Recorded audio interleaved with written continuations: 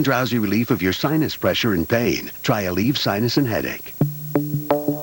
If an 80,000-seat stadium can have a retractable roof, if a 60,000 horsepower submarine can run silently, if a 2-year-old can have 4-wheel steering, why can't you? At GMC, our engineers don't just ask questions, they have answers.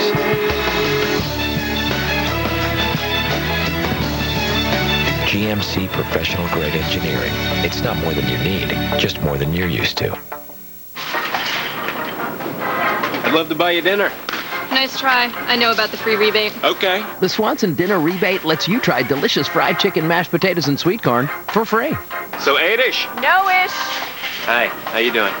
Stay tuned to the Weather Channel for continuing coverage of Hurricane Isabel, right after your local on the 8s. Currently, the temperature is 66 degrees with light rain.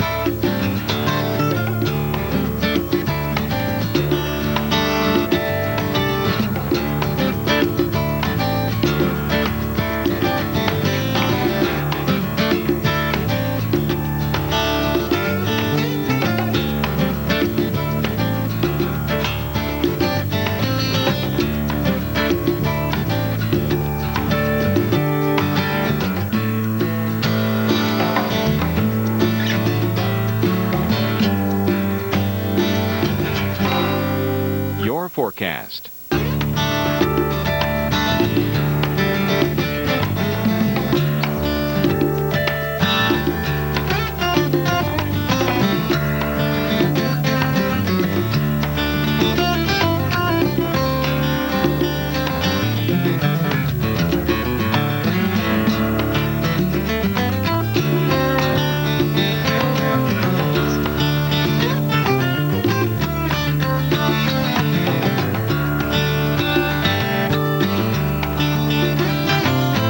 Your extended forecast.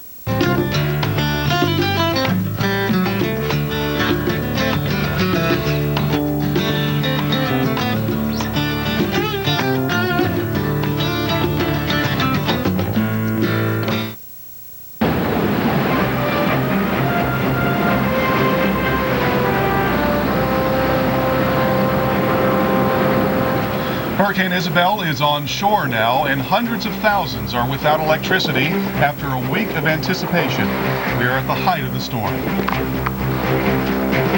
Hello and welcome to this special edition of Weather Center. I'm Carl Parker. And I'm Christina Abernathy. Let's go ahead and show you what's happening with the storm right now. And the storm did make landfall at 1 p.m. today and moved into the coast of North Carolina. And here's the very latest. It's now moving along towards the northwest at 24 miles an hour. There you go, made landfall near Drum Inlet, North Carolina. That is just south and west of Ocracoke Island. And now it's moving toward the northwest at 24 miles an hour. The wind still officially 90 miles an hour. We have had some gusts near 70 miles an hour in southeast Virginia, and there is some concern for tornadoes. There is, in fact, a tornado warning now for the city of Norfolk in southeast Virginia until 6:40 Eastern Time. We will be live in the heart of the storm all evening, and heading up, two of the crews we have out this hour are Bill Keneally in Ocean City, Maryland, and Jeff Morrow in Radio City, North Carolina. And Jeff, let's start with you. All right, Christina. Yeah, things were pretty hectic here, I'd say, today, and we expected them to be after a lead in the last couple of days. Really, the only indication was very, very high surf, but that all changed. Late last evening, the rain finally moved in. Then when we got up this morning and got out here about 6 or 7 o'clock, it was starting to blow pretty good. And again, when the sun came up, it really started to go. And by noontime, we were at the height of the storm. The eye of Isabel passing by about 30 miles off of Cape Lookout just to the east, so that's about 35 miles from where we are. We never got in the eye, but we definitely got the eye wall, which got us some very strong northerly winds at about 80 or 90 miles an hour and gusts Again, these are some of the scenes right around where we were shooting out here on Radio Island, which is between Beaufort and Morehead City. Again, some minor damage here on the island. The power definitely got knocked out. A lot of trees being reported down, and some flooding in many areas, particularly in an area they call down East Carteret County. So there was a little bit of everything with this storm, and in some cases the flooding in Pamlico County was said to be even worse than what they had with Floyd, which is really saying something. So this one wasn't just one that breezed on through. It was fairly destructive, and they're still assessing the damage here, and we'll keep you updated on what's going on here, but things are starting to wind down. Now let's head up the beach all the way to Ocean City in Maryland, and with the story there, here's Bill Keneally. All right, Jeff, thanks a lot for that report. And once again, we're not faring near as badly as you did earlier there. I'm joined by now Mayor Mathias. And Mayor, thank you again for joining us. Absolutely, Bill. Let me talk to you about what's presently going on. Is the worst over with in your eyes? Well, you know, you at the Weather Channel are going to have to show us that. Right now, we're ready to go through this in the evening. And let's talk about a couple things. First of all, our tides. Our next high tide is supposed to be 2-something a.m. You know, our water has not been getting out of the bay, and it's going to continue to pile up. You know, so that is really what concerns us. The good news is our plan addressed that. It addressed it early. We were saturating the area yesterday with police and encouraging people to use the shelter if they've been prone to this before. Complicating the matter now in that same area, we've had some isolated power outages. Again, we're in there with police officers, encouraging people for their needs, and we're there to give them help. So I want to say to you that we remain committed, and I know that the folks in our Emergency Operations Center are watching us right now. They are the best, absolutely the best. Clay Stamp, each and every one of you, Buzzy Bales, our police chief, fire chief, city council, city manager, they're doing a fabulous job. I'll echo that. I've been talking to Clay some today. I want to also mention the boardwalk now. I know you fortified the boardwalk years ago after Gloria busted it up pretty bad. It looks like it's holding up okay. Absolutely. Beach replenishment to our United States senators, our former governors, Governor Ehrlich, each and every one, the county folks. That's what it's all about. They put that beach out there, that seawall out there. This has averted several times over $100 million in damage each time. Okay, Mayor Mathias of Ocean City, Maryland, thank you very much for that report. And hopefully, as Mayor said, we're holding up pretty well here. Hopefully the worst is done with. One more high tide to deal with, though, guys, later on tonight. Back to Carl and Christina. All right, Bill Keneally, thanks for keeping us updated.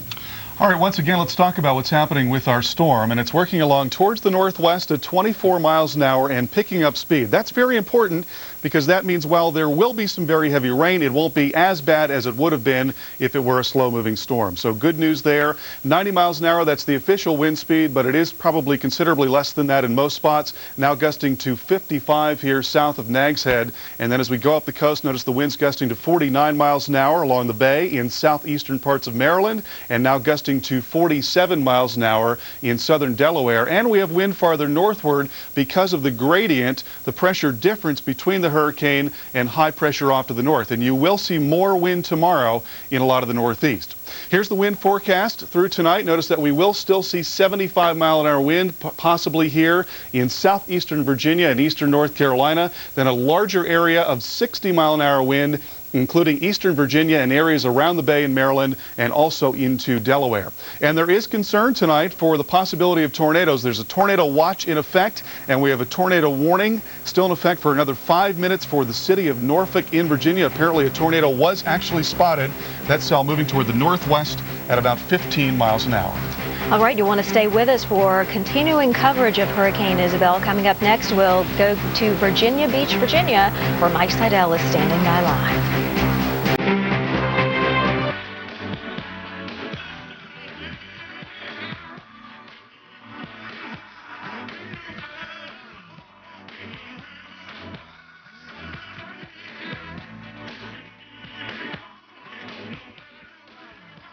No matter how near, no matter how far, the neighborhood, built by MCI, where you can make unlimited calls across the street and across the country for one low monthly price.